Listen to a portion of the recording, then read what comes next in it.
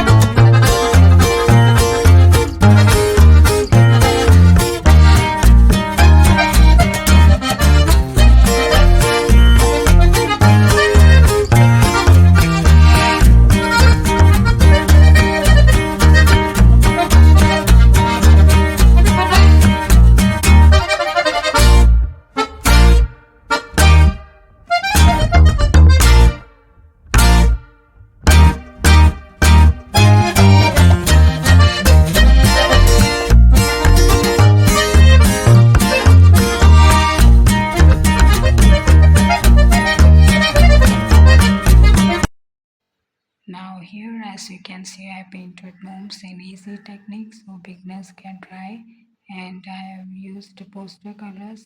So here I painted a plant, so on that I am painting Christmas lights.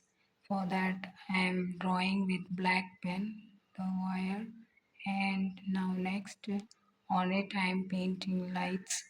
So I have used red and yellow for lights, so to show that Christmas effect. So this can be a cute Christmas card.